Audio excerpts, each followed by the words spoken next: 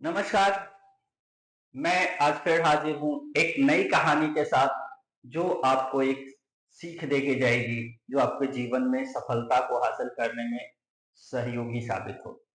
तो सबसे पहला सवाल ये है कि क्या आपके मन में भी कभी ये सवाल आया है कि ये जो व्यक्ति है इस संस्थान के अंदर क्या कर रहा है? इसमें क्या ऐसा गुण है कि इसको रखा हुआ है? कई बार जब हम किसी संस्थान में काम करते हैं, किसी टीम के साथ काम करते हैं, तो हमारे मन में ये सवाल आता है कि इस टीम में इस व्यक्ति की भूमिका बहुत स्पष्ट नहीं लग रही, या ये लगता है कि ये आदमी बहुत स्किल्ड नहीं है, या कभी ये लगता है कि इसको कोई ज्ञान नहीं है।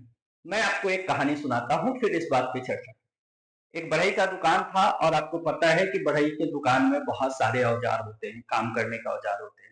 बसला है, आरी है, हथौड़ा है, कील है, फेविकॉल है, सनमाइका चिपकाने के लिए।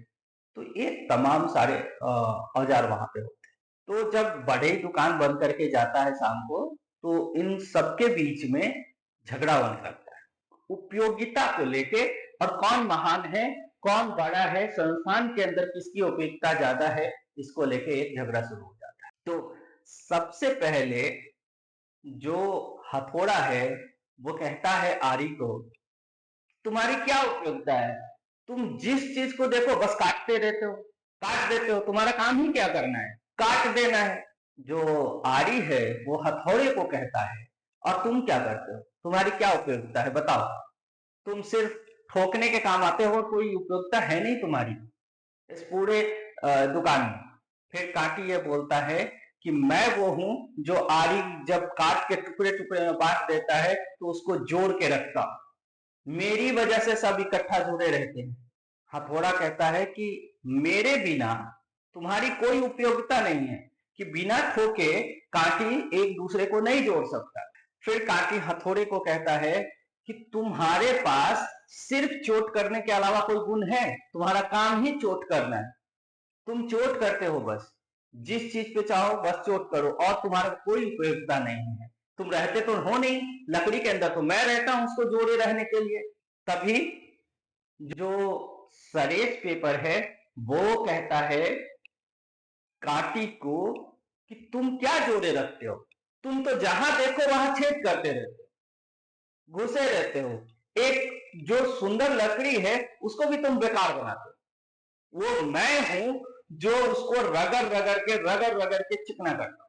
तो बसला कहता है कि तुम कुछ भी नहीं करते हो, तुम दिन भर खर खर खर खर करते हो, बस इधर रगड़ना उधर रगड़ना, अरे वो तो ऐसे भी हो जाएगा, उसकी तुम्हारी उपयोगिता ही क्या है? वो बिना सरेस पेपर के होगा, तुमको तुम्हारी उपयोगिता कुछ भी नहीं है इस पूरे शॉप में।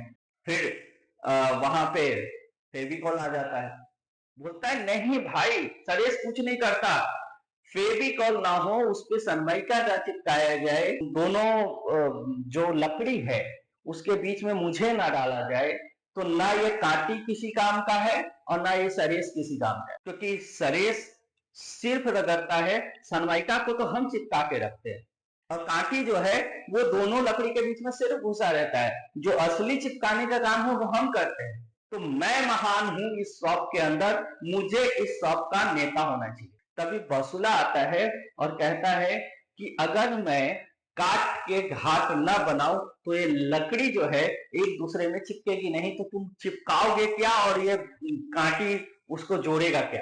तो मेरी भूमिका सबसे महत्वपूर्ण है और मैं मजबूत भी हूं। तो नेता या तो हथौड़े को होना चाहिए या मुझे होना चाहिए, क्योंकि हम दोनों सबसे मजबूत हैं। और ये लड़ाई फिर इतनी फैलती है कि हर कोई लड़ने लगता है कि इस दुकान में हमारी भूमिका ज्यादा है और हम सबसे महत्वपूर्ण है। इतना तर्कों के बीच में बहुत सारे और तर्क आते हैं, इन बहस के बीच में सुबह हो जाती है और दुकानदार दुकान पे पहुंचता है। जैसे वो ताला खोलने लगता है सभी चुप हो जाते हैं और अपने अपने जगह पे बैठ जाते हैं। दुकानदार आता है, वो हर एक औजार को उठाता है, चाहे वो बसला हो, आरी हो, काटी हो, सरेस पेपर हो, फेविकॉल हो, सबको इकट्ठा करता है, लकड़ी को काटता है और पूरे साजो सामान से एक बहुत ही खूबसूरत सोफा बनाता है और वो रखता है और फिर दुकान बंद करके वापस चला जाता है। तब सबको एक बात समझ आती है कि किसकी क्या भूमिका है, किसका इस्तेमाल कहाँ करना है, ये वाकई में बढ़ई को पता है। तो वैसे ही किसी संगठन और संस्थान में कौन सा व्यक्ति किस समय पे क्या काम आएगा और क्या उसकी भूमिका है, वो जितना एक संगठन के नेतृत्व को पता होता है, वो किसी को नहीं पता होता है। और हम खामखा इस कुंठा से परेशान होते हैं कि उस अमुक व्यक्ति को इतनी महत्व क्यों दी जा रही है या वो अमुक व्यक्ति क्यों है, उसको क्यों रखा गया संगठन। तो दोस्तों, जब कभी भी ऐसी कोई समस्या आए या सामने ऐसा कोई सवाल आए कि क्यों है वो व्यक्ति, तो इतना ट्रस्ट कीजिए कि अगर लीडरशिप ने उसको रखा है तो उसकी अपनी भूमिका होगी और सही समय पे उसकी भूमिका नजर आएगी। अगर हम इसको इतने बारीकी से सोचे, किसी संगठन और संस्थान के अंदर झगड़ा नहीं होगा, क्योंकि संगठन और संस्थान के अंदर झगड़ा और राजनीति का सबसे बड़ा कारण यही है कि किसी न किसी को लगता है कि ये अमुक व्यक्ति इतना काबिल नहीं है। मैंने इससे पहले आपको नेतृत्व की कहानी सुनाई थी, महामंत्री की कहानी सुनाई थी। तो किसी को नेतृत्व क्यों मिलता है, ये अगर समझना है तो वो आप मेरे पिछले वीडियो में जाके देख सकते हैं और उसका लिंक मैं यहाँ डाल दूंगा। और किसी संगठन में किसी की भूमिका क्या हो सकती है, कौन कब काम आ सकता है, ये नेतृत्व को पता होता है। या तो आप नेतृत्व पे ट्रस्ट कीजिए या समझने की कोशिश कीजिए कि ये आदमी किस भूमिका में सबसे फिट बैठता है और वो भूमिका की जरूरत कब पड़ती है और क्या कर रहा है।